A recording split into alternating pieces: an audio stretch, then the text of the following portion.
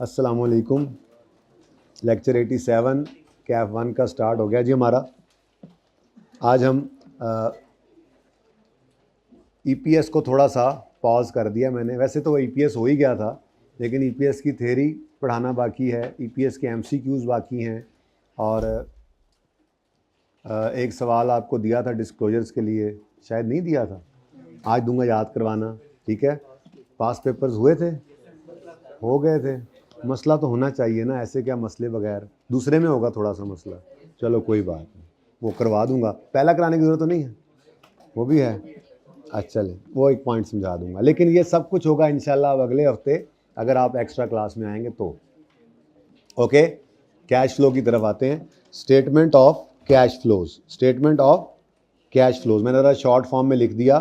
Standard इसके ऊपर लगता है इंटरनेशनल अकाउंटिंग स्टैंडर्ड नंबर 7, ठीक है जी। कैश फ्लो स्टेटमेंट ने हम पूरे बिजनेस की एक्टिविटीज़ को 3 सेक्शंस में बांट देते हैं। पूरे बिजनेस की एक्टिविटीज़ 3 सेक्शंस में बटी होती है, यानी कि हमने जो है पूरे बिजनेस को 3 एक्टिविटीज़ के अंदर क्लासिफाई कर देते हैं, ठीक है जी। सबसे पहली बात तो आपका बिजनेस जो है उसको कैटेगरीज गई हैं, टेल लैंड जी बेटा। सबसे पहले तो आपको बिजनेस चलाना है तो उसके लिए आपको फाइनेंस चाहिए। वो फाइनेंस बिजनेस 2 तरह से रेज कर सकता है, या ओनर्स घर से पैसे ले आएं, या बैंकों से लंबे अरसे के लिए लोन लिया जाए। छोटे अरसे वाला लोन जो है ना, वो वर्किंग कैपिटल टाइप की चीज़ होती है। हम रेशोज़ पढ़ के आए हैं ना, तो हम जिसको फाइनेंस कहेंगे, बिजनेस को जो फाइनेंस अवेलेबल होता है वो बेसिकली कैपिटल और लॉन्ग टर्म लोन ही होते हैं, ठीक है ना। और बाकी बात फिर अब आप माशाल्लाह बड़े हो गए, आप डेट इंस्ट्रूमेंट्स में आपको पता है टीएफसी भी लॉन्ग टर्म लोन है, प्रेफरेंस शेयर रिडीमेबल वाला भी लॉन्ग टर्म लोन है, ऐसी इरिडीमेबल वाला शेयर कैपिटल भी है, वो अब आपको पता है सारी बातें, ठीक है। अच्छा, अब सबसे पहली एक्टिविटी जो हमें नज़र आएगी वो है जी फाइनेंसिंग एक्टिविटी। तो फाइनेंसिंग एक्टिविटीज़ में क्या कुछ आ सकता है? जब भी हम कैश फ्लो बनाएंगे तो फाइनेंसिंग एक्टिविटीज़ का एक सेक्शन बनेगा। अब आप बताएं मुझे, मैंने जैसे आपको कहा बिजनेस को चलने के लिए फाइनेंस की ज़रूरत है, तो फाइनेंसिंग एक्टिविटीज़ में क्या आएगा?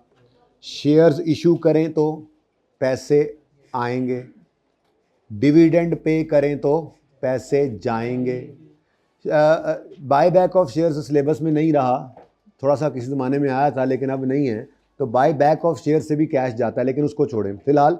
शेयर्स नए इशू करेंगे तो कैश आएगा, डिविडेंड पे करेंगे तो कैश जाएगा, लॉन्ग टर्म लोन बैंक से लेंगे तो कैश आएगा, बैंक को इंटरेस्ट पे करेंगे तो कैश जाएगा। ये क्या मैं बार बार कैश कैश कैश लगाऊं? हमारा टॉपिक है।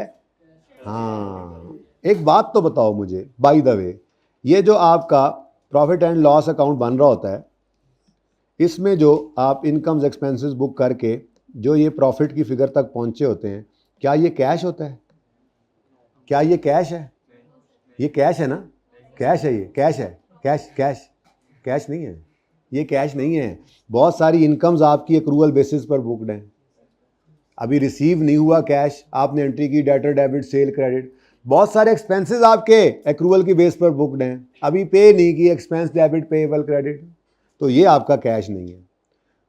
तो यूज़र ऑफ फाइनेंशियल स्टेटमेंट जहाँ पर प्रॉफिट में इंटरेस्टेड है, वहाँ पर कैश फ्लोज भी देखना चाह रहा है। कैश बैकबोन है किसी भी ऑर्गेनाइजेशन की, तो बहुत सारी इनकम्स एक्रूअल बेस पर आपने रिकॉर्ड कर ली, उधार पर रिकॉर्ड की हुई हैं, लेकिन एक्चुअल में कैश आपके बिजनेस में नहीं पड़ा हुआ, तो आप तो फंसे हुए हैं एक तरह से। आपको चलने के लिए कैश तो अवेलेबल ही नहीं है। डेटर्स से आप कोई नई चीज़ तो नहीं खरीद सकेंगे, डेटर्स आपका एक एसेट है, उससे आप फिक्स एसेट तो नहीं खरीद लेंगे जाके, नई इन्वेस्टमेंट करनी है तो, या कोई गुड्स खरीदनी है तो वो जाके नहीं खरीद सकते, वो पैसे देंगे फिर आगे यूज़ करेंगे। तो कैश फ्लोज बहरहाल एक इंपॉर्टेंट चीज़ है। कैश जो है वो बैकबोन है किसी भी ऑर्गेनाइजेशन की, ठीक है। अब कैश फ्लो के अंदर मैंने कहा ना, आपके यूजर इंटरेस्टेड हैं, तो वो क्या देख रहे होंगे?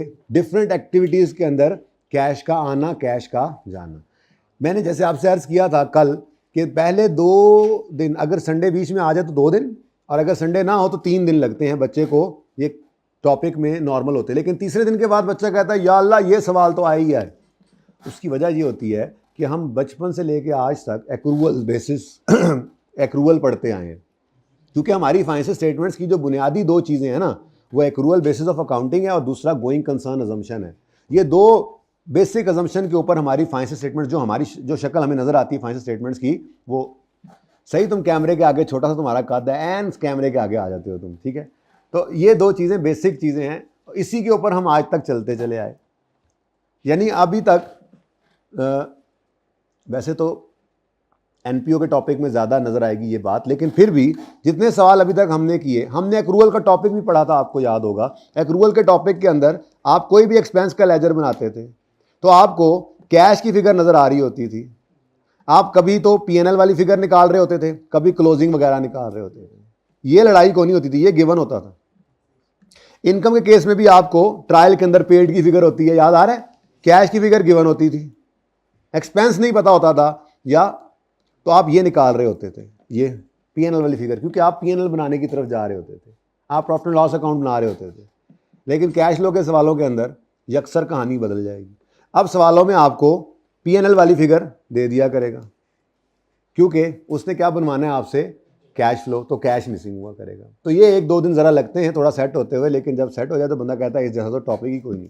लेकिन इसीलिए मैं पर्पसफुली जो रहता भी था थोड़ा बहुत ईपीएस का, वो मैं अगले पार्ट बी में ले गया। मैं आज हफ्ते को ये करवाना ज़रूरी समझा, ठीक है, ताकि आप कल को इसकी अच्छी सी प्रैक्टिस कर लें। तो फाइनेंसिंग एक्टिविटी की बात हो रही थी, तो असल में बात कहाँ चली, कैश आया कैश गया, कैश आया कैश गया। मैं कर रहा था तो मैंने कहा पूछ तो लूँ कि कैश कैश क्यों कर रहा हूँ मैं, क्योंकि हमें कैश का नहीं पता। क्लोजिंग कैश बैलेंस शीट में पड़ा होता है, लेकिन दौरान साल कितना कैश आया, कितना गया, कहाँ कहाँ से आया, कहाँ कहाँ गया, ये तो नहीं पता मुझे। तो ये देखना चाह रहा हूँ मैं कैश फ्लो स्टेटमेंट में, ठीक है। तो फाइनेंसिंग एक्टिविटी के अंदर मुझे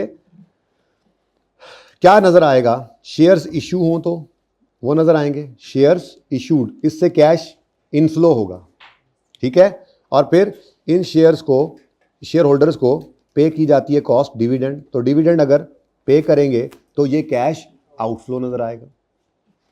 इसी तरह से अगर आपने लोन रेज किए, लॉन्ग टर्म लोन्स रेज किए, यानी कि रिसीव किए, नया लोन लिया, तो इससे कैश इनफ्लो आएगा। और अगर आपने इन लोन वालों को कॉस्ट जो पे करनी होती है उसको कहते हैं इंटरेस्ट, अगर आपने इंटरेस्ट पे किया है तो ये कैश आउटफ्लो बनेगा। ये फाइनेंसिंग एक्टिविटीज़ हो सकती हैं किसी भी कंपनी के अंदर। अच्छा, अब जब ये फाइनेंस रेज हो गया तो इस फाइनेंस का क्या करना है जी, क्या करना है इस फाइनेंस का, क्यों रेज किया, ये पैसे जो ये इकट्ठे किए हैं, ओनर घर से लाए हैं या बैंकों से लिए हैं, ये क्या करेंगे अब इसका, इसको यूज करेंगे। कैसे यूज करेंगे, ऐसे फेंकना शुरू कर देंगे सड़कों पे, यूज कर रहे हैं, हाँ, या पसीना साफ करेंगे उससे, यूज कर रहे हैं, यूज, या उसको क्या नाम है वो देगची में डालेंगे, आग पे चढ़ा देंगे, यूज कर रहे हैं, यूज। बिजनेस को चलाएं कैसे, पैसे इन्वेस्ट करेंगे, कहाँ इन्वेस्ट करेंगे, एसेट्स ले लेंगे।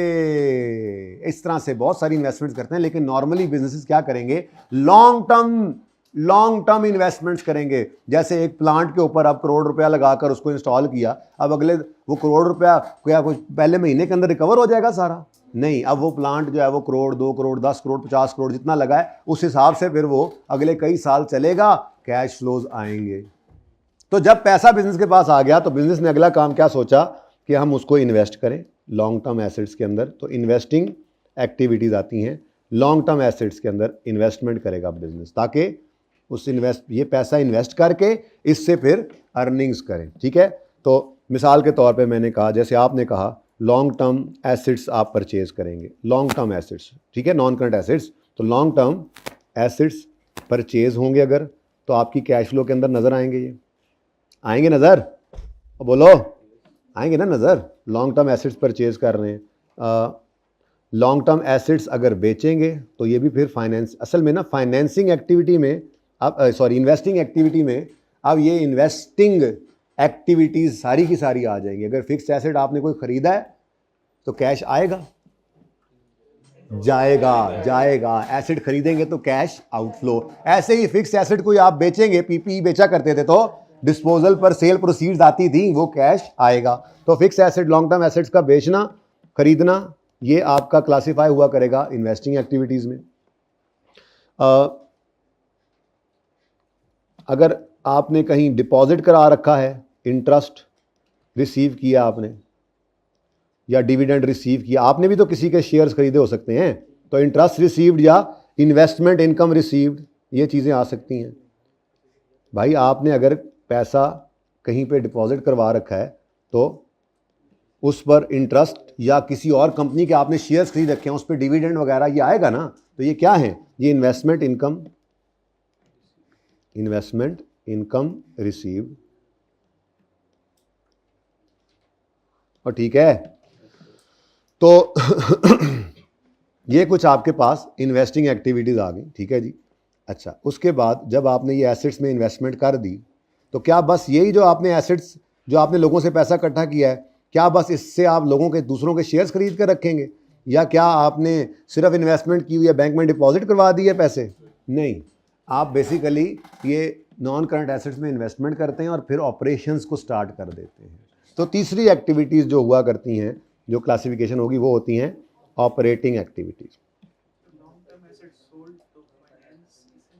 नहीं बेटा, लॉन्ग टर्म एसेट्स का बिकना इसका कैश फ्लो इन्वेस्टिंग एक्टिविटी में नज़र आएगा, क्योंकि इसका ख़रीदना भी इन्वेस्टिंग है। बेसिकली हमने क्या कहना है कि यार ये जो लॉन्ग टर्म एसेट्स हैं ये ख़रीदे हैं तो ये कैश आउटफ्लो हमारा बिजनेस में क्यों हुआ है, हमने ये एसेट ख़रीदा है, फिर वो बेचा तो कैश, ये कैश कहाँ से आया है जी, वही लॉन्ग टर्म एसेट हमने जो है वो बेचे हैं तो कैश आ गया। तो इन्वेस्टिंग एक्टिविटीज़ की क्लासिफिकेशन में ये नहीं है कि हम इन्वेस्टमेंट कर रहे हैं या निकाल रहे हैं, ऐसे नहीं सोचना। बस इन्वेस्टिंग एक्टिविटीज़ क्या हैं, जो आपकी इन्वेस्टिंग एक्टिविटीज़ जितनी भी बन रही हैं, यानी फिक्स एसेट खरीद कर आपने लगाया उसी को बेच रहे हैं, तो उसका खरीदना अगर इधर आ रहा है तो उसका बेचना इधर कैसे जा सकता है भाई, ठीक है ना।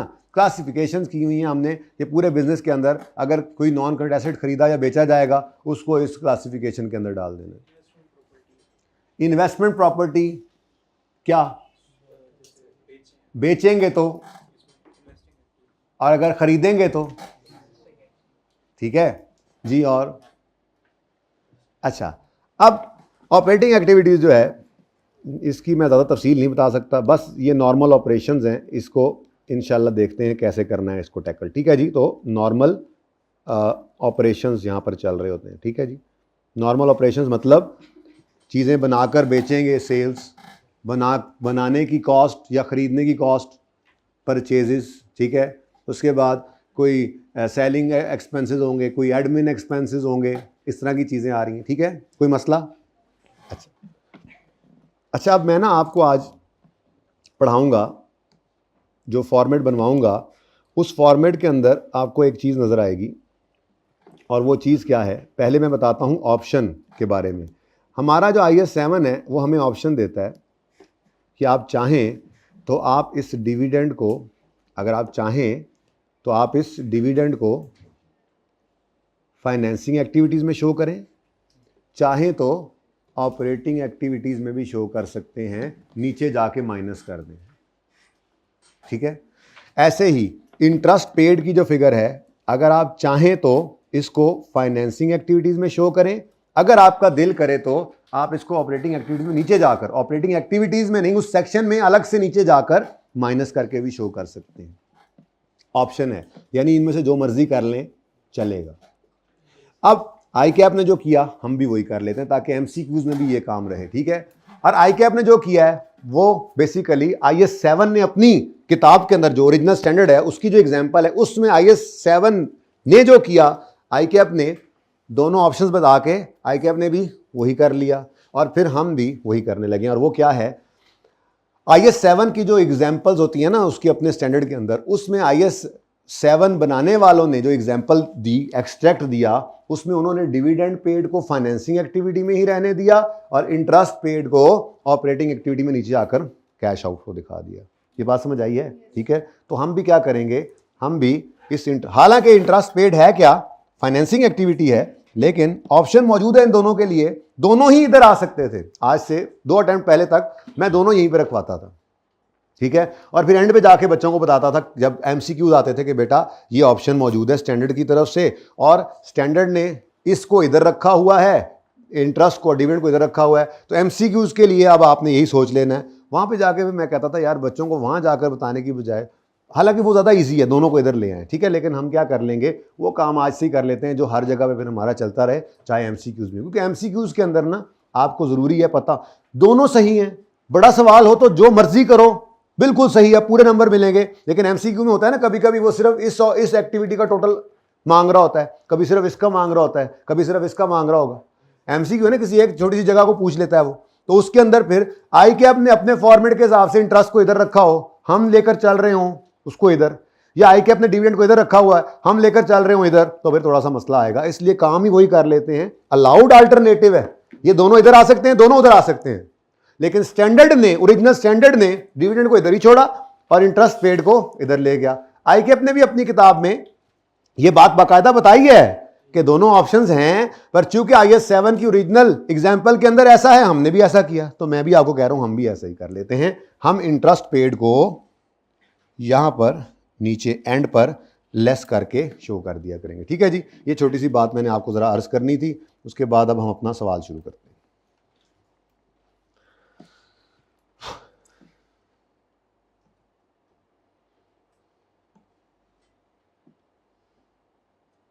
अच्छा जी, कैश फ्लो बनाने के ना वैसे बस मैं बता रहा हूँ 2 मेथड्स हैं, लेकिन दूसरा मेथड तो आपको तब पता चलेगा 6-7 दिन बाद जाके, जब मैं पहली बार वो कराऊंगा। क्या ख्याल है? इसलिए फ़िलहाल आपकी ज़िंदगियों के अंदर ऐसी कोई बात किसी से सुनकर भी नहीं आनी चाहिए आपके दिमागों के अंदर कि दुनिया में कोई और मेथड एग्जिस्ट करता है। बस जो कैश फ्लो हम कर रहे हैं फ़िलहाल वही है। तो तकरीबन 5वें-6ठे दिन जाकर जब ये बिल्कुल तैयार हो जाएगा तो फिर हम अगली बात छेड़ेंगे। ये मुश्किल है, वो आसान है, हम पहले मुश्किल किया करते हैं, ठीक है, ताकि बाद में आसान और आसान लगे। शुरू करें काम। अच्छा जी, अब तरतीब क्या होगी? सबसे पहली बात तो ये है कि गप्पे शप्पे साथ साथ लगती हैं इस टॉपिक में। पहले सवाल किया जाता है, तो पास पेपर का क्वेश्चन नंबर 1 ये हम आज करने जा रहे हैं। स्लोली करेंगे। लॉजिक्स मेरे ख्याल में आपको कोई आधी को समझ आएंगी, आज आधी नहीं आएंगी, मुझे कोई सरोकार नहीं है उससे। मुझे सिर्फ इस वक्त इससे सरोकार है कि जो मैं तरीका वारदात सवाल करने का आपको सिखाऊंगा वो आपको आ जाए, उसी को आप प्रैक्टिस करके आएँ, ताकि मंडे को जब हम मिलें तो हम कैश फ्लो का फिर काम सीखना शुरू करें। हर सवाल, हर रोज़ नई एडजस्टमेंट्स आएंगी, नई चीज़ें आएंगी, पर बुनियाद मजबूत होगी तो ऊपर, वरना तो आप यहीं फंसे रह जाएंगे। बुनियादी चीज़ों के अंदर नहीं फंसना। इसलिए आपका संडे आपके सामने है और आपके सामने कैश फ्लो है, सवाल इसमें से आता है। ये क्वेश्चन नंबर 1 है। सफ़ा नंबर 695 पे आओगे ना? नहीं है। जुनेद जान जुआ, ये मैंने पुराने वाला उठा लिया, फिर मैंने पुरानी किताब उठा ली है। Don't tell me. कोई गल नहीं, फिर मैं सवाल तो एक हो जाइए। एक मिनट, मैंने यहां से जब उठाया, मेरे अपने लेक्चर्स आए हैं, पुरानी वाली में है। ओ माय गॉड, यानी मैंने ये नहीं उठाया। सवाल तो यही है ना, ओपन करो आप लोग।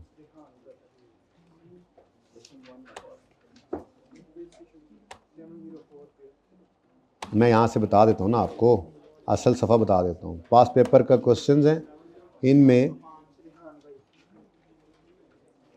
डोंट टेल मी, ये तो पुरानी है। आपके पास गलत फाइल चली गई है फिर, इसका मतलब। खैर कोई बात नहीं, सवाल पे आ जाएं, मैं देख लेता हूँ इसको। मैं गलत फाइल चुक रहे हैं या तुसी तानू गलत फाइल आई है? वैसे मेरे वाली सही है। ये सवाल तो मैंने उड़ा दिए थे, पता नहीं कहाँ से आ गए ये। नहीं, सही कह रहे हो आप। चले जो भी है, जुनेद जुआ स्प्रिंग 11 का क्वेश्चन नंबर 4, 14 नंबर का ये सवाल है। सब पहुंच जाएं इस पे, जिथे जिथे पे है।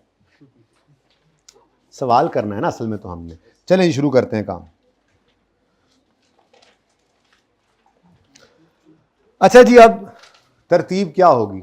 सबसे पहले तो आपने घबराना नहीं, उसके बाद कैश फ्लो का सवाल मैं शुरू करूंगा यहां से। इसकी भी आप लोगों ने मुझे इजाज़त देनी है, ठीक है, माजरत के साथ। पहला सफ़ा आगे चल के आपको अंदाज़ा हो जाएगा कितनी लाइनें छोड़नी है कितनी। फ़िलहाल मैं आपको कह रहा हूँ, पहला और दूसरा सफ़ा आपने कैश फ्लो के लिए छोड़ देना है। 2 सफ़ों पे cash flow, main cash flow बनेगी और तीसरे पे आपने वर्किंग शुरू करनी है। ठीक है, ये बात समझ आ गई। अब पहले सफ़े पे आपने क्या लिखा करना है, पहले तो क्वेश्चन नंबर लिखवाओ मुझे। आप 3 कह रहे हैं, ठीक है जी। मुझे टाइम टी लिखवा दो। स्प्रिंग 11 का क्वेश्चन 4। ठीक है जी। अब सबसे पहले आपने नाम लिखना है, ठीक है, जो रूटीन है। तो 5 चीज़ें जब भी आपने कोई स्टेटमेंट बनानी है तो 5 चीज़ें आपने उसके बारे में लिखनी होती हैं। ठीक है, रिपोर्टिंग एंटिटी का नाम, रिपोर्ट का नाम, reporting period, reporting currency, level of rounding off. Junaid Janjua, statement of cash flows for the year ended 31 December 2010, rupees in thousands. ये 5 चीजें, रुपीज और फिर आगे थाउजेंड्स। ठीक है जी। तो अगर आपकी इजाजत तो मैं जुनैद जंजुआ इधर लिख लूं ऐसे करके, जुनैद जंजुआ, ये आपने टॉप पे लिखना है। ठीक है जी, ओके जी। नेक्स्ट लाइन में statement of cash flows, statement of cash flows. ये नाम शाम है, थोड़ा मैं बोल रहा हूं इसलिए छोटा भी लिख रहा हूं। Statement of cash flows for the year ended, for the year ended 31 दिसंबर 2010। यार मार्कर मैनू 10 कोई है काम दा, वो मैं लेकर आया था।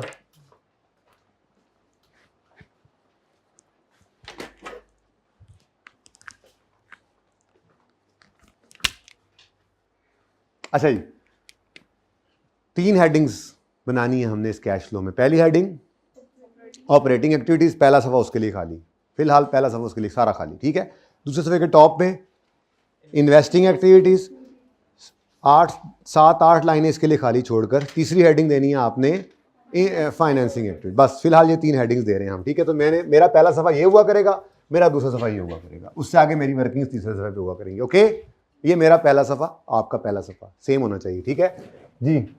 क्या है जी heading? Operating activities, operating activities.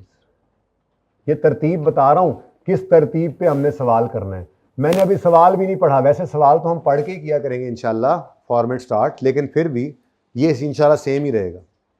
ये देखें, ऑपरेटिंग एक्टिविटीज लिखकर पहला सफा खाली छोड़ दिया आपने। हाँ, रुपीज तो लिख लेना आप, रुपीज इन 1000 मुझे पता है आपने लिखना है यहाँ पर। अगला सफा, ये सफा पलट लिया आपने, पलटने की आवाज नहीं आई। इन्वेस्टिंग एक्टिविटीज, और एक सफा पलटना था। इन्वेस्टिंग एक्टिविटीज लिखकर आपने 1 2 3 4 5 6 7 8 10 लाइनें इसके लिए छोड़ दी। अच्छा ये देख लें, मुझे ना बॉटम पे 3 लाइनें चाहिए बेसिकली, उससे ऊपर आपने ये बाकी मैनेज करना है। ठीक है, बॉटम पे 3 लाइनें छोड़ दें, उससे ऊपर मैनेज करना है। ठीक है, तो तकरीबन 7-8 लाइनें इसके लिए छोड़कर अगली हेडिंग फाइनेंसिंग एक्टिविटीज। सर ऊपर ए स्मॉल है, इधर ए बड़ा लिख दिया आपने, ये भी कॉन्सेप्ट है। क्या पता आप पूछ लें ये बात जी। उसके नीचे 2 लाइन है, इसके नीचे 1 लाइन है, ये भी हो सकता है कॉन्सेप्ट हो। अच्छा जी, 1 2 3 4 काफ़ी है। अच्छा अब इधर देखें, एक नेट कैश फ्लो निकलेगा इस एक्टिविटी का टोटल, इन एक्टिविटीज़ का, फिर एक नेट कैश फ्लो निकलेगा इन एक्टिविटीज़ का, फिर एक नेट कैश फ्लो निकलेगा इन एक्टिविटीज़ का। ठीक है, इन सब एक्टिविटीज़ के नेट कैश फ्लो को फिर हम नेट करेंगे, नेट कैश फ्लोज। ठीक है जी, नेट कैश फ्लोज में किस किस के नेट कैश फ्लोज होंगे? आज पहला दिन है तो मैं लिख रहा हूं, वैसे मैं बाद में नहीं लिखा करूंगा। ठीक है, इधर करके आएगा net cash flows, net CFS लिख दूं या कैश फ्लो पूरा लिखूं? भाई ये ना कल मैं आज पूरा लिख देता हूं, उसके बाद मैंने किसी भी दिन किसी बच्चे को एब्रीविएशन यूज नहीं करने देना। भाई यहां पर लिखूं, नजर आएगा ये एंड वाले भाइयों जी? तो नेट कैश फ्लोज, ये लो, फ्रॉम पूरा लिख दिया, एस भी डाल दिया साथ, फ्रॉम ऑपरेटिंग एक्टिविटीज। ये बिल्कुल एंड पर लिख लो आप, ये सिर्फ बेसिक फॉर्मेट। आज चीज़ें नहीं समझा रहा, मतलब बहुत सारी चीज़ें फिर भी समझ जाओगे आप, पर मेरा आज मकसद बहरहाल इस फॉर्मेट, बेसिक फॉर्मेट को काबू करना है बेटा। ये पासिंग मार्क्स तैयार हो रहे हैं आपके, हर सवाल में इंशाल्लाह ये मार्क्स आपके मुफ्त में आपको मिलेंगे। फॉर्मेट है बेसिक, ये नहीं कभी भी सोचना पड़ेगा कैश फ्लो का सवाल आया शुरू कहाँ से करें। बड़ा मसला तो ये होता है ना परिचय में, सवाल आया शुरू कहाँ से करें। हाँ, मैं सारे सवाल एक ही तरह से शुरू करने हैं, जैसे ये मैंने किया शुरू, ठीक है। उसके बाद इसके एंड पे करके नेट कैश फ्लोज फ्रॉम, अल्लाह करे पूरा आ जाए, चलो, फ्रॉम इन्वेस्टिंग एक्टिविटीज। आपने 8-9 लाइनें छोड़ी हुई हैं ऊपर, ठीक है। इसका टोटल आ जाएगा यहां पर,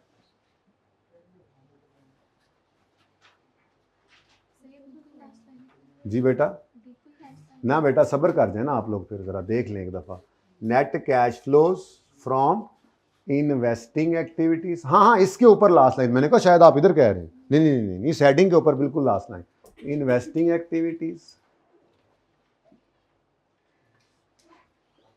और उसके बाद इसके अंदर जो 4-5 लाइनें छोड़कर आपने एंड पर लिखना है, net cash flows from financing activities. यानी सादा बात, हर सेक्शन के कैश फ्लोज का नेट कर देंगे, प्लस या माइनस जो भी होगा, और फिर आपने इन तीनों एक्टिविटीज के नेट कैश फ्लोज को इकट्ठा कर देना, ठीक है।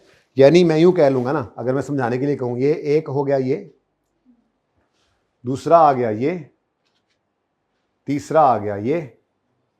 अब इन तीनों का टोटल जो होगा वो कैसे निकलेगा, ए प्लस बी प्लस सी, ऐसे ही है, सिंपल सी बात, ठीक है जी। ये जो निकलेगा उसके बाद ये 1 और 2 लाइनें खाली हों, मतलब दूसरा सफ़ा आपका ख़त्म हो गया। आगे वर्किंग शुरू करेंगे। इसमें भी मैं तो कहता हूँ फॉर्मेट बना ही देते हैं, क्या आएगा इसके अंदर। तो इसमें आपने कुछ ऐड करना है और कुछ लेस नहीं करना, ठीक है। एक चीज़ हम अभी बनाएंगे, उसको कहेंगे हम opening cash and cash equivalent. ये क्या होता है इंशाल्लाह समझाऊंगा, ओपनिंग कैश एंड कैश। लेकिन ये हमारी आएगी वर्किंग से, वर्किंग 1 में हम इसको निकाल लेंगे, और जो इसका आंसर होगा, यानी कि इस क्वेश्चन मार्क में जब ये प्लस कर देंगे तो जो आंसर आएगा वो हमारा बराबर होगा closing cash and cash equivalent के। वो भी इंशाल्लाह हमारा उसी वर्किंग के अंदर पड़ा होगा। लेकिन फ़िलहाल ये आपका फॉर्मेट मुकम्मल हुआ, ठीक है जी, मुबारक हो। कैश फ्लो ख़त्म, हाँ बस इन्हीं सी कैश फ्लो, ऐसे ही डराया हुआ था। सीनियर्स एक तो ना, सीनियर्स पास होने वाले सीनियर से मिला करो प्लीज़, वो आपको मोटिवेट करेंगे। फेल होने वाले डीमोटिवेट करेंगे। वो खुद थोड़ी कह सकते हैं कि हमारा कसूर था हम फेल हुए, ठीक है, वो आई क्या पास ही नहीं करता। कोटा है जी, कोटा, पेपर टेबल फेंकते हैं, जो ऊपर गिर गए पास, जो नीचे गिर गए फेल। हम नीचे गिर गए होंगे। पहला सफ़ा ऑपरेटिंग एक्टिविटीज, दूसरा सफ़ा इन्वेस्टिंग एक्टिविटीज, 7-8 लाइनें छोड़कर टोटल, फिर फाइनेंसिंग एक्टिविटीज 7-8 लाइनें छोड़कर टोटल। फिर ये अंग्रेजी मैं नहीं लिखा करूंगा, आने वाले दिनों में ना आप लिखा करेंगे, जरूरत नहीं है। फिलहाल आज पहला दिन है तो मैं बहुत सारी चीज़ें एक्स्ट्रा भी लिखूंगा समझाने के लिए, फिर 1 बाय 1 उनको निकालते जाएंगे। अच्छा, तीनों एक्टिविटीज़ के कैश फ्लोज को टोटल करेंगे, उसमें opening cash and cash equivalent को ऐड करेंगे तो हम पहुंच जाएंगे closing cash and cash equivalent पर। लो जी, आपके 2 सफ़े हुए मुकम्मल और मेरे भी। अब मैं तीसरा सफ़ा ओपन करके वहाँ से वर्किंग शुरू करूँगा। वैसे तो इसको मैं वर्किंग 1 कह रहा हूँ, लेकिन है ये मेरे मेन फॉर्मेट का ही हिस्सा, यूँ समझ लें। वो कौन सी वर्किंग है, कैश एंड कैश इक्विवेलेंट की, ठीक है। तो सबसे पहली वर्किंग मैं किया करूँगा कैश एंड कैश इक्विवेलेंट। जब मेरी ये बेटा बात पूरी हो जाएगी ना फॉर्मेट की, तो फिर मैं आपको सवाल करने के तरीके की तरफ लेकर आता हूँ। मुझे cash and cash equivalent closing भी चाहिए, ओपनिंग भी चाहिए, ऐसे ही है। और बोलो तो दोनों लिख लेता हूँ यहाँ पर, closing cash and cash equivalent और ओपनिंग कैश एंड कैश।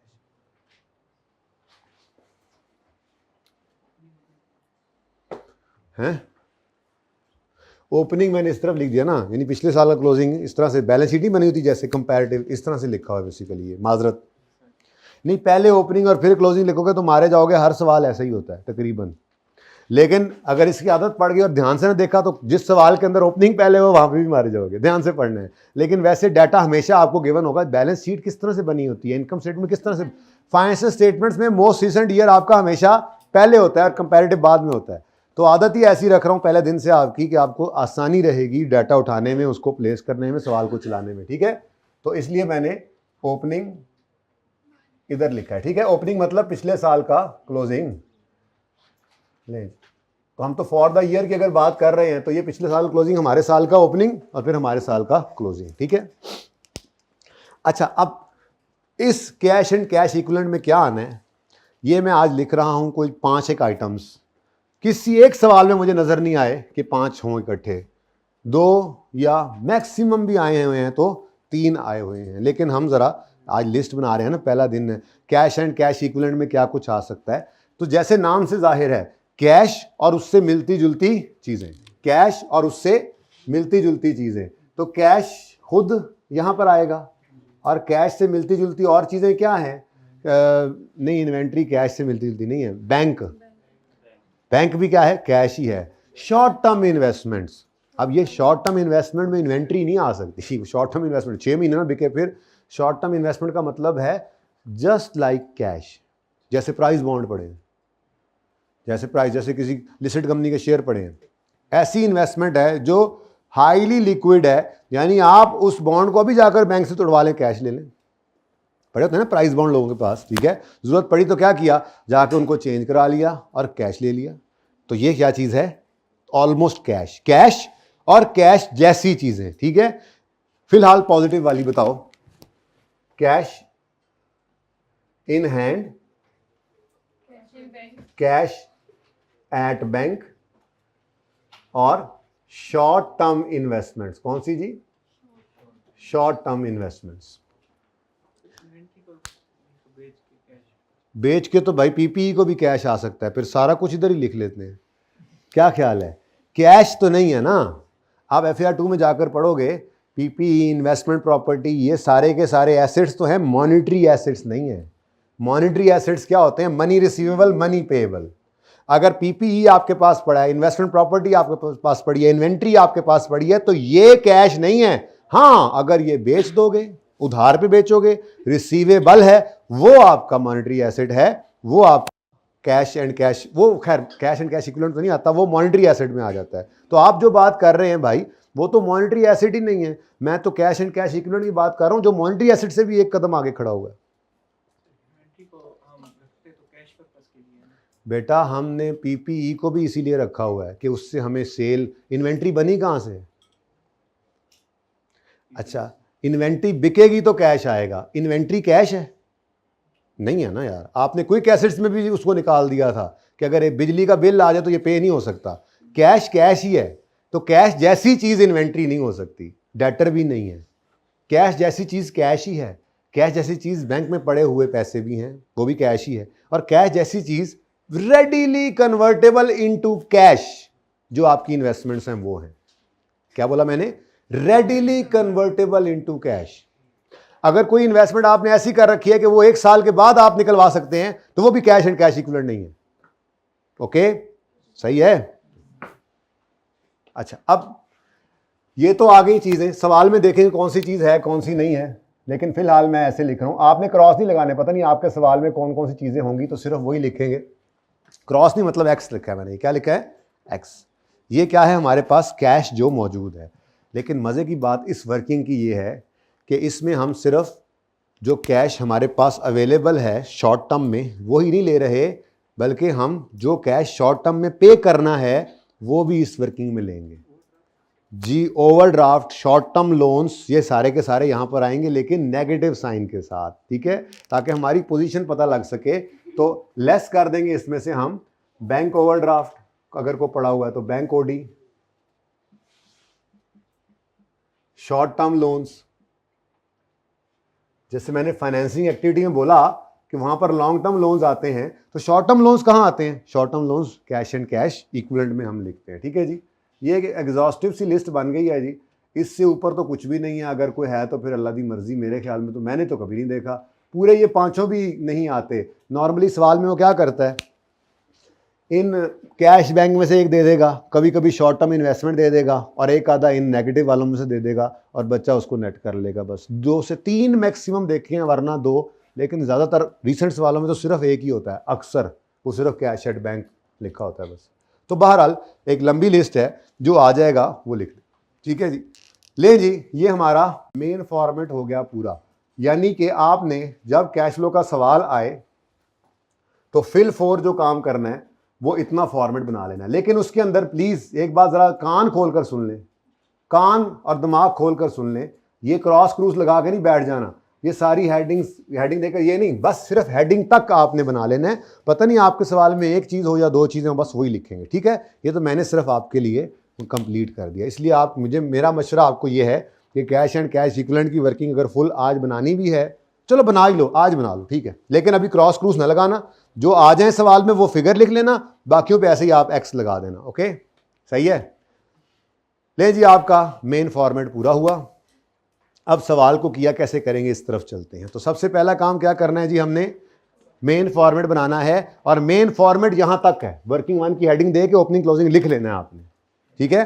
तो मेन फॉर्मेट क्या है, आपने नाम नूम लिखकर पहले सफे पे हेडिंग देनी है, ऑपरेटिंग एक्टिविटीज, ये बाद में लिख लेंगे, ये टोटल ये वो कुछ भी नहीं लिखते थे, ठीक है ना। फिलहाल बस हेडिंग ऑपरेटिंग एक्टिविटीज, दूसरे सफे पे टॉप पे हेडिंग इन्वेस्टिंग एक्टिविटी, 7-8 लाइनें छोड़कर फाइनेंसिंग एक्टिविटी, फिर 4-5 लाइनें छोड़कर net cash flows plus opening cash and cash equivalent. ये इंशाल्लाह बराबर आएगा आपका closing cash and cash equivalent के। ये फॉर्मेट होगा आपका बेसिक फॉर्मेट। कोई मसला है इसमें तो पूछ लें मुझे, क्योंकि ये भी कैश ही है, आने वाला नहीं जाने वाला, लेकिन है तो कैश ही। नहीं, ड्राफ्ट तो कभी भी लॉन्ग टर्म नहीं होता, शॉर्ट टर्म लोन है। 1 साल का होता है बेटा। ओवर ड्राफ्ट तो 20 साल के लिए हमने लिया हुआ हो, फिर वो लॉन्ग टर्म में शो करेंगे। ओवर ड्राफ्ट फैसिलिटी का मतलब होता है वो तो हर रोज बदल रहा होता है। रनिंग फाइनेंस याद है IAS 23 में मैं समझाया था आपको, वो कई साल के लिए हमें फैसिलिटी दे सकता है बैंक, लेकिन वो कई साल की फैसिलिटी है, उसके अंदर पड़ा हुआ जो लोन है वो हमेशा शॉर्ट टर्म, हर वक्त रनिंग बैलेंस है वो। तो आज अगर हमने पे किया, उसमें से पैसे निकल गए, हमारे पैसे आते भी उसी अकाउंट में ही है, तो हर वक्त हर दिन में कई बार फ्लक्चुएट हो रहा होता है, वो रनिंग बैलेंस है, आ रहे हैं पैसे, जा रहे हैं पैसे, आ रहे हैं पैसे, जा रहे हैं पैसे, और डे एंड के ऊपर बैंक देखता है कि कितने पैसे पेएबल है, उस पर इंटरेस्ट डेली निकालता है। तो वो कभी भी लॉन्ग टर्म लोन नहीं होता भाई, ओडी तो हमेशा ही शॉर्ट टर्म लोन होता है, ठीक है। ओवरड्राफ्ट फैसिलिटी कभी भी लॉन्ग टर्म लोन हो ही नहीं सकती है, ठीक है। वो तो यूं समझें हर वक्त पे कर रहे हैं हम, वहीं पे पैसे आते हैं वो लोन कम हो जाता है, वहीं से निकल जाते हैं वो फिर बढ़ जाता है, तो इस तरह चल रहा होता है। अच्छा जी, चलें जी, अब सवाल कैसे करना है इस तरफ चलते हैं, ठीक है। मैंने ना अभी तक यहाँ पर जिसको कहते हैं वो नहीं लिखा कि इसका मेथड का नाम क्या है, ठीक है ना। तो बस पहली लाइन आपने वो जगह छोड़ देनी। एक सवाल ना असूलों के लिए आप अलग कर लें आप, ठीक है। एक सवाल पे मैं उर्दू में असूल लिखवाया करूँगा, पहला हो जाए या चलें अगर आपने अब कैश फ्लो की हेडिंग दे के पहली सवाल की हेडिंग दे दी है, कोई मसला नहीं है, पहला दूसरा सफ़ा आपने कर दिया हुआ इसके लिए, तीसरा और चौथा भी छोड़ दें वर्किंग्स के लिए, 5वें पे हेडिंग दे दें रूल्स की। और मैं जब कभी कैश फ्लो में रूल्स लिखवाऊँ आपने इसी सफ़े पे आके लिखना है, ठीक है, ओके। अच्छा है कि जहाँ पे आप ये सफ़ा की हेडिंग दे रहे हैं रूल्स की, इससे आगे एक और सफ़ा भी छोड़ देना, हो सकता है बढ़ जाए बातें।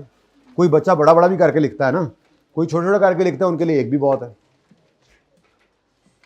अब ये जिस मेथड की मैं बात कर रहा हूं उसका नाम नहीं लिख रहा मैं, क्योंकि हमारे दिमागों में तो बस एक ही मेथड है अभी तक।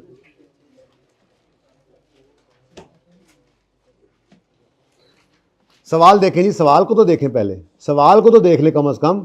Junaid Janjua has provided you following statement of financial position and comprehensive income. 31 दिसंबर 10 की बैलेंस शीट बना के दे दी उसने, 10 भी है और 9 भी है, तो ये ओपनिंग हो गया ना।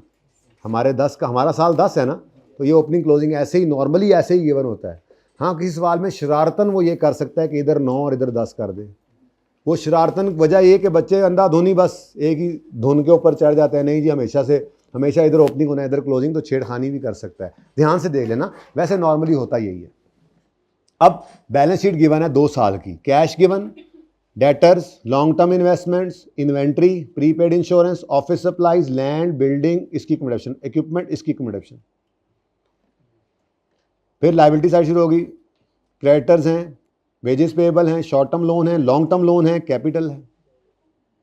पुराना सवाल है, इंट्रो वाला सवाल है, कैपिटल नहीं आता अब, आजकल शेयर कैपिटल आता है, लेकिन चलो मेरा बुनियादी सवाल यही हुआ करता है क्योंकि इसके अंदर ये बहुत ज़्यादा है।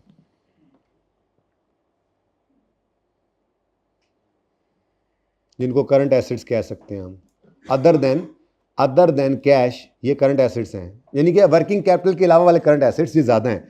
वर्किंग कैपिटल के ज़्यादा ये जो वो ओडी वगैरह के अलावा वाली वर्किंग कैपिटल में ये आती है ना, ठीक है, इसके अलावा वाली करंट लायबिलिटीज़ ये ज़्यादा हैं, इतनी किसी और सवाल में नहीं है। और मैंने बड़ी एक इंपॉर्टेंट वर्किंग सिखानी होती है, एक तरीका सिखाना होता है, मुफ्त के नंबर लेने का तरीका होता है आपके कैश फ्लो के सवालों में, इसलिए मैं पहले यही सवाल करवाया करता हूँ। माना कि इसका लेवल आपके लेवल से बहुत अब पीछे रह जाएगा, वर्किंग्स के हिसाब से बहुत आगे ले जाएगा आपको, लेकिन वैसे कैपिटल का लफ्ज़ नज़र आना आपको कहेगा कि यार ये तो अब आता नहीं है, ये तो सोल प्रोपराइटर वाला है। आपको जो कैश फ्लो बनानी आती है वो कंपनी के अकाउंट्स की होती है, यानी उसमें शेयर कैपिटल होगा, शेयर प्रीमियम होगा, रिटेन्ड अर्निंग्स होंगी, रीवैल्यूएशन सरप्लस होगा, जो आपने पढ़ रखा है वो सब कुछ होगा इंशाल्लाह, ठीक है। लेकिन बुनियाद यही है, जो मर्जी होता रहेगा, बस 2 दिन बाद आप इतने कंफर्टेबल हो जाएंगे कि पूरे FAR 1 के सिलेबस में से इंशाल्लाह जो भी वो इस एडजस्टमेंट को इसमें फिट करेगा, आपका कॉन्सेप्ट इस तरह से बना होगा कि आप उसको भी डील कर सकते हैं, ठीक है। तो हम देखेंगे इंशाल्लाह, काफ़ी सारे सवाल हैं इसके भी, ऑलमोस्ट सारे सवाल या मैं करवा देता हूँ या आपसे करवा लेता हूँ, ठीक है। लेकिन फिलहाल यही सवाल, तो बैलेंस शीट नज़र आई है आपको, कोई बहुत अनहोनी चीज़ नज़र नहीं आई हमें, बस एसेट्स लायबिलिटीज़ नज़र आए हैं, ठीक है। इनकम स्टेटमेंट में देखो तो सेल्स रेवेन्यू आ रहा है, कॉस्ट ऑफ सेल्स आ रही हैं, GP आ गया, उसके बाद ऑपरेटिंग एक्सपेंसेस हैं, सेलिंग एक्सपेंसेस हैं, ऑपरेटिंग एक्सपेंसेस हेडिंग है, अब पता लग रहा है, इधर देखो ना, स्केल होना चाहिए, स्केल पर्चे में होना चाहिए, कभी कभी ऐसा सवाल आ जाए तो ये ना हो, वैसे आता तो नहीं है लेकिन आ भी सकता है जी। ऑपरेटिंग एक्सपेंसेस क्या है जी, हेडिंग है, ऑपरेटिंग एक्सपेंसेस हेडिंग दी हुई है उन्होंने, ठीक है। ये जो मैंने कहा ना आपको ऑपरेटिंग एक्सपेंसेस गलती से बोल गया, नहीं वो हेडिंग है, नीचे ऑपरेटिंग एक्सपेंसेस आपको पता है क्या कुछ होता है इसके अंदर, क्या होता है जी, सेलिंग एक्सपेंसेस, एडमिन एक्सपेंसेस, ये किस में आते हैं, और डेप्रिसिएशन आज उन्होंने अलग से दी हुई है, चलो कोई बात नहीं, सेलिंग एडमिन की ही होगी, ठीक है। ये टोटल आ गया आपके ऑपरेटिंग एक्सपेंसेस, आगे ऑपरेटिंग एक्सपेंसेस लेस करेंगे तो आपके पास इनकम फ्रॉम ऑपरेशंस आ जाएगी, प्रॉफिट फ्रॉम ऑपरेशंस कह लें, ठीक है। प्रॉफिट फ्रॉम ऑपरेशंस में से आपने अदर एक्सपेंस माइनस करना है, फाइनेंस कॉस्ट माइनस करनी है, अदर इनकम ऐड करनी है, तो आप प्रॉफिट बिफोर टैक्स पे पहुंच जाएंगे।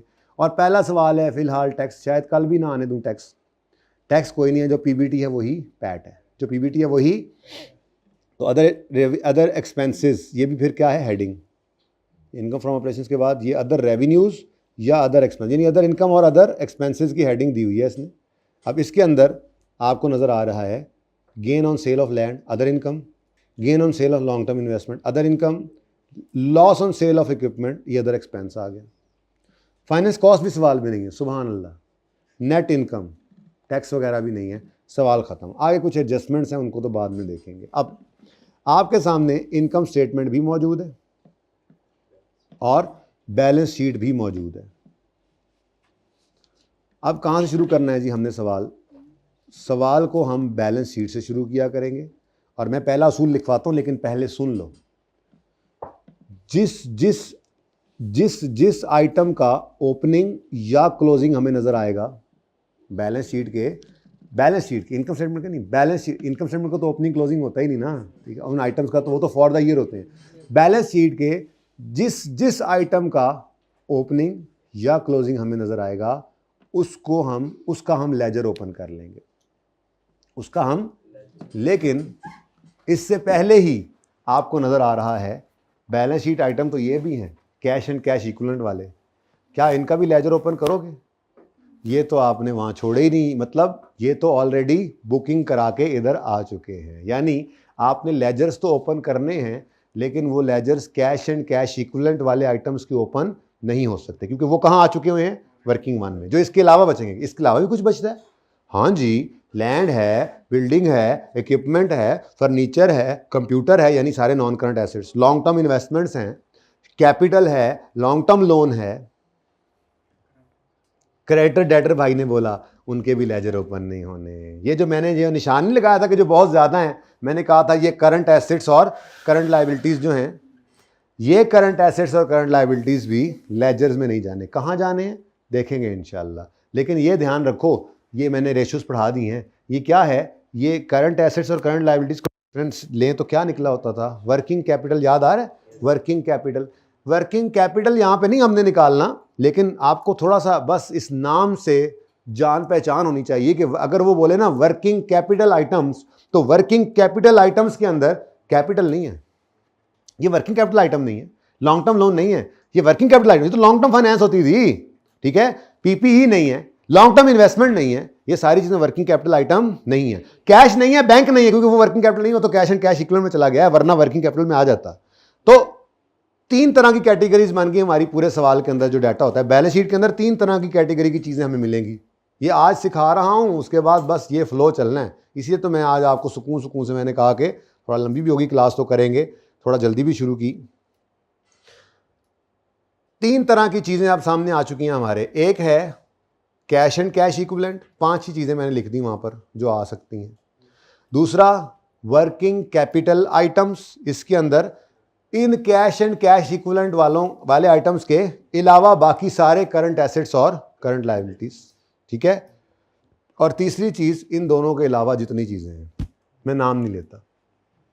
3 कैटेगरीज बनी। पहली category cash and cash equivalent, दूसरी category in cash and cash equivalent के अलावा बाकी के करंट एसेट्स और करंट लायबिलिटीज यानी वर्किंग कैपिटल बाकी के आइटम्स, ठीक है। और तीसरा इन दोनों के अलावा जो कुछ भी है। अब पहली category cash and cash equivalent working 1 में आ जाया करेंगे। दूसरी कैटेगरी इनके अलावा के बाकी वर्किंग कैपिटल आइटम्स, वो यहां कहीं आएंगे। क्या करना है वो तो मैंने अभी बताया नहीं, आएंगे यहां पे इंशाल्लाह। और तीसरी कैटेगरी जो इनके अलावा बचे हैं उन सब के लेजर ओपन कर लेने, ठीक है। अब ये वाली लाइन मैं आपको उर्दू में लिखवाने लगा हूं, आपने अपने पास लिख लें। लिखें बैलेंस शीट आइटम के, बैलेंस शीट के हर आइटम का यूं लिखें, हाँ रूल्स वाले सर्वे लिख लो ना, कि बैलेंस शीट के हर आइटम का लेजर बनाएंगे। ये तो रूल बन गया। अब अगली बात, इससे पहले मैं आपको समझा के आ चुका हूं कैश एंड कैश इक्विवेलेंट और वर्किंग कैपिटल आइटम्स के लेजर। तो यहां पे आप लिख लें सिवाय किस किस के अलावा जी, सिवाय कैश एंड कैश इक्विवेलेंट, और दूसरी क्या है जी category working capital items.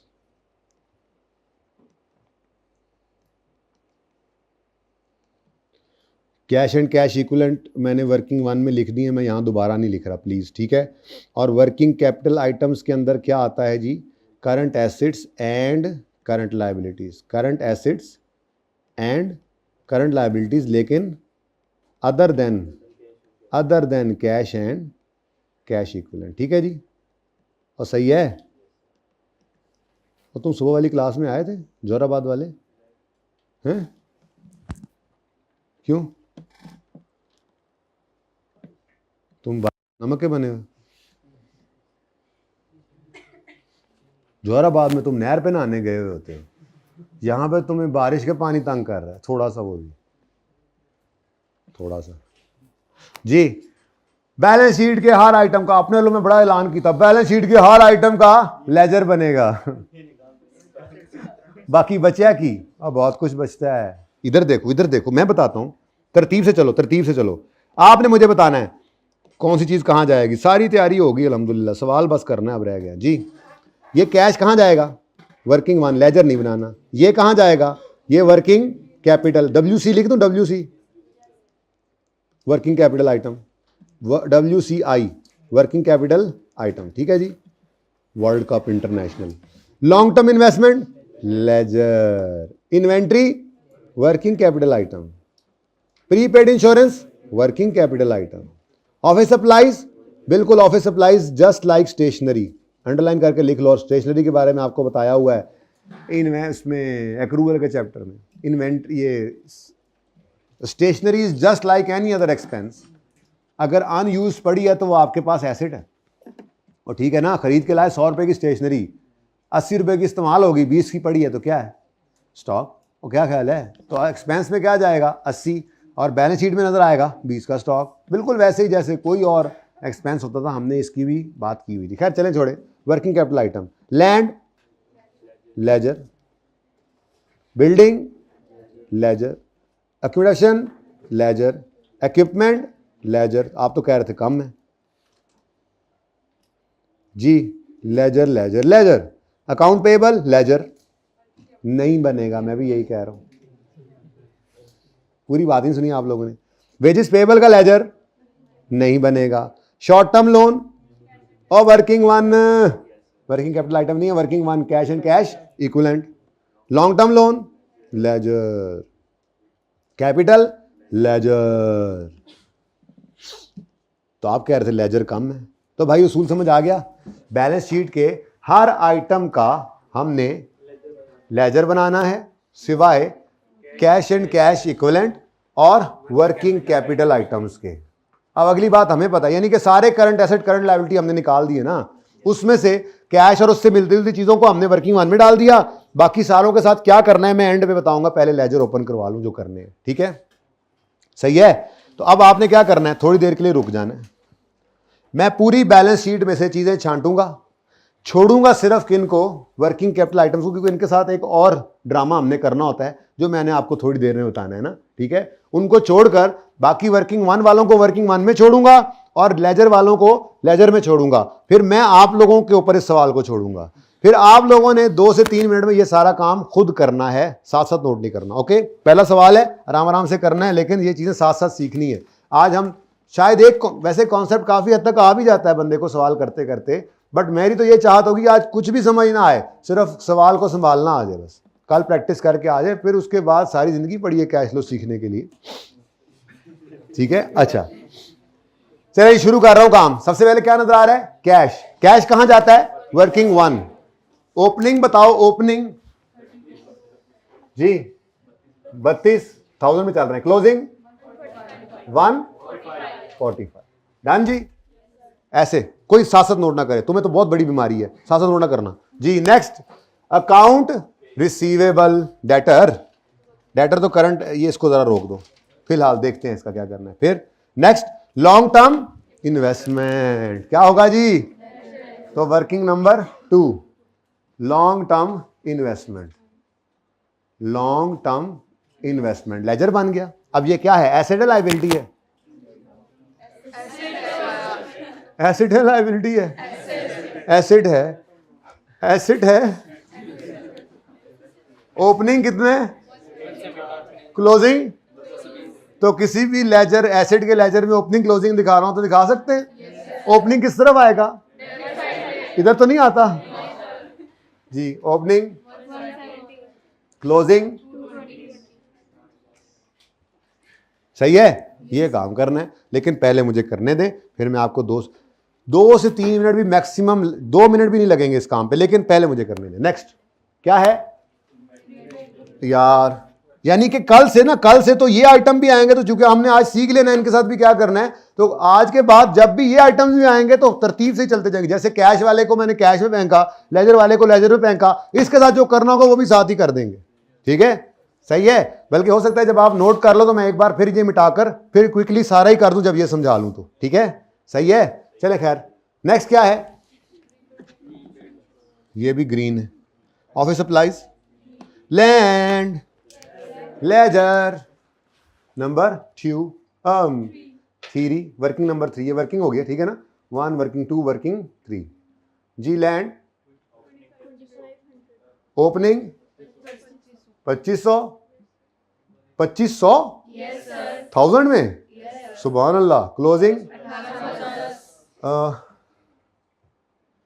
Closing 1810, depreciate हो गया होगा, लैंड कौन सा डेप्रीशिएट होता है, तो फिर ये कम क्यों हुआ होगा, देखा, ऐसे समझना है बस, इसके अंदर कम क्यों हुआ होगा, मैंने कहा चलो सामने आ गया भाई। डेप्रीशिएट तो ये हो नहीं सकता, अगर डेप्रीशिएबल एसेट होता तो मैं कहता यार हो सकता है डेप्रीशिएट हो गया हो। अगर ये कम हो रहा है तो फिर और तो कोई वजह नहीं हो सकती सिवाय इसके कि या तो रीवैल्यूएशन हुई हो, जो कि अभी सवाल में नहीं है, 3-4 दिन नहीं आएगी, 3 दिन नहीं आएगी, मंडे को नहीं आएगी, ट्यूसडे को मे भी आ जाए, लेकिन वेंसडे को तो पक्का आएगी।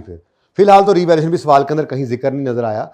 दूसरी वजह यह भी हो सकती थी रीवैल्यूएशन डाउनवर्ड हो गई हो, लेकिन ऐसा भी कुछ नहीं है, तो फिर तो भाई कुछ गड़बड़ है, डिस्पोजल ही होगा। लेकिन सवाल बताएगा, टेंशन ना लें, ठीक है। नहीं तो फिर हम देखेंगे क्या करना है। नंबर 4 देखते हैं। सबर सबर सबर। नेक्स्ट, बिल्डिंग लेजर, उसकी एक्यूमुलेटेड डेप्रिसिएशन भी लेजर। इक्विपमेंट लेजर, उसकी एक्यूमुलेशन भी लेजर। इस टॉपिक में अगर मुमकिन हो तो एक्यूमुलेटेड डेप्रिसिएशन का लेजर अलग बना लेना, एसेट का अलग, और अगर मुमकिन ना हो तो बुक वैल्यू पे एसेट अकाउंट बनाना इसीलिए सिखाया था पीपीई के चैप्टर में, हालांकि IAS 16 में उसका कोई सवाल नहीं आता। आपने उस दिन भी कहा होना है, उसके बाद से कहते आए होने, वो एक दिन हमारा सर ने ज़ाया किया था, कोई काम नहीं, अभी तक कभी एक सवाल भी हमने नहीं देखा जिसमें एसेट अकाउंट बुक वैल्यू पे बनाना पड़ा हो। ज़ाया किया टाइम हमारा। लेकिन आपको अब पता लगा इन दोनों टॉपिक्स के अंदर कि कभी कभी बैलेंस शीट गिवन है तो बैलेंस शीट में बुक वैल्यू होती है, बुक वैल्यू गिवन है, कहीं कोई डाटा ही नहीं गिवन कि एक्यूमुलेशन निकाल सके, तो फिर बुक वैल्यू पर ही एसेट को बना ले। इसका तरीका आना चाहिए था, तो वो हमने सीखा हुआ है, इंशाल्लाह प्रैक्टिस हो जाएगी। फिलहाल तो अलग अलग हैं जी साहब। क्या चीज़ है जी? Building, building, building. Opening 2300, closing 2800। इसकी एक डेप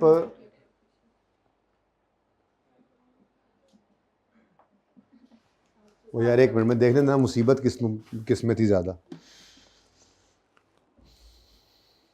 इक्विपमेंट बिका है तो बिल्डिंग को थोड़ा सा इतना बड़ा इतनी जगह है, जगह की तंगी है हमारे पास ज़रा है जी।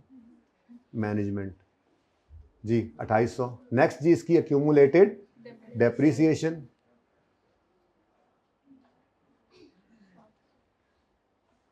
ये कितने हैं डेप्रिसिएशन वाले एसेट्स? शुक्र, मैं क्या तीनते हुए थे फिरते गए जी। एक्यूमुलेशन, ओपनिंग, लेजर खोलना आ गया, चलो जी। यानी क्रेडिट नेचर की चीज को उस तरह से ओपन कर लें, क्लोजिंग को ओपनिंग क्लोजिंग लिख लें, और डेबिट नेचर की चीज को उस हिसाब से, ठीक है। ओपनिंग डेबिट साइड पे जी 720, आपका नंबर नहीं आया, 420 थोड़ा सा मिस हुआ है ना। नेक्स्ट नंबर 6 देखते हैं कोई है लेजर या नहीं। नेक्स्ट क्या है? इक्विपमेंट भी लेजर, इक्विपमेंट भी लेजर। नंबर 6 इक्विपमेंट जी। ओपनिंग 1150 और क्लोजिंग 1200, और इसकी एक्यूमुलेटेड डेप्रिसिएशन भी है। Opening 300, closing 380। अभी डाटा पूरा नहीं हुआ, ठीक है, इसे डाटा लिख रहे हैं, लेकिन बहुत इजी काम है। बस एक आपने मुझे पहले 3 दिन तो नहीं पूछना, वैसे तो इंशाल्लाह दूसरे दिन आप, उम्मीद तो है मंडे को वैसे ही कंफर्टेबल होंगे जब 1-2 बार करके, लेकिन फिर मंडे वाला सवाल मैं करवाऊंगा तो उम्मीद बड़ी है कि हो जाएंगे रिलैक्स। लेकिन फिर भी मैंने आपसे ट्यूसडे तक का टाइम मांगा हुआ इस टॉपिक में, ठीक है ना, ताकि फिर आप फ्लो में आ सकें। उसके बाद फिर हर सवाल में छेड़खानी तो रहेगी, कोई नई एडजस्टमेंट, कोई नया पंगा, लेकिन 70-80% सवाल काबू में आ जाएगा उस तब तक, ठीक है। चलो जी आगे बढ़ो। अकाउंट पेबल ग्रीन है, green, go green. Wages payable go green. Short term loan go green, no green जी। शॉर्ट टर्म लोन है, चलो इधर आ गया, दरम्यान में कुछ भी नहीं आया, चलो कोई ना, बोलो 580 और फिर 580, ठीक है जी। यानी आपके अगर सवाल चल रहा होता तो सिर्फ ये 2 आइटम्स आते, ये दरमियान वाली चीजें कोई नहीं होनी थी। चलो अच्छा है, पहला दिन है, लिस्ट बन की तरह है list. Next long term loan, working 1 नहीं, वर्किंग कैपिटल नहीं, लेजर। तो number 8 LTL, Lahore transport limited, long term loan. Brought down 60 भी है, 60 जरा पहले बोल देती करो, 1160। क्लोजिंग 900, लोन कम हो गया, रीपे किया होगा तभी कम हुआ ना, और कैसे कम हो गया, बात समझ आ रही है। ऐसे इस टॉपिक में चलना होगा हमें। कैश के पीछे हम पड़े हुए हैं, 980 जमा 5, और कोई रह तो नहीं गया? हाँ, आपका दोस्त कैपिटल अभी तक पड़ा है, ठीक है। तो कैपिटल नंबर 9 इन्ने बड़े लैजर बन गए ने, काम दा तो एक नहीं। अच्छा सॉरी जी, कैपिटल ओपनिंग 3402 क्लोजिंग 3884 3884। चलो जी, लो जी, मैंने सिर्फ बैलेंस शीट पोस्ट की है, ठीक है। और इधर देख के नोट करने का कोई फ़ायदा नहीं है, कैमरे को इधर लें। ये सवाल आप लोगों के सामने, और सिर्फ आप पहले ये काम कर लें जो मैंने करवाया 1 मिनट में। एसी को क्या करना है? 23 पे है, 26 पे कर दें। आज वैसे ही मौसम ठंडा है, बच्चे बीमार ना हो जाए। सारे 23 पे रखो, और जो 23 वाला वो वाला 26 पे कर दो। जल्दी करो, खुद से सवाल देख सकते हो। चलो मैंने नकल वहाँ बूटी लगाई हुई है, इस बूटी को देख सकते हो, लेकिन फॉर्मेट उधर, इधर कोई ना देखे, मैं इधर खड़ा हूँ, देखो तो इधर, मैं बताता हूँ तुम्हें। उधर ही रखें जी, कैमरा उधर ही रखें। मैं पागल हूँ, खड़ा रहूँ, बैठता हूँ, वहां से भी देख सकता हूँ मैं, इधर ही देखना।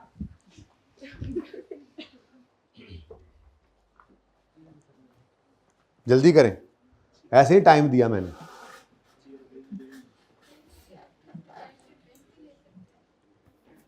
सिर्फ कैश लिखा हुआ है तो कैश ही है बस, बैंक लेना ही नहीं चाहिए।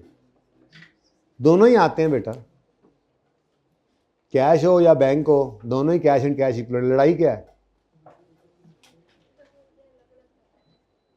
मैंने कैश एट बैंक और कैश इन हैंड लिखा है ना, तो ये सिर्फ कैश तो ये इन हैंड ही है। जब नहीं लिखा हुआ एट बैंक तो इन हैंड ही है।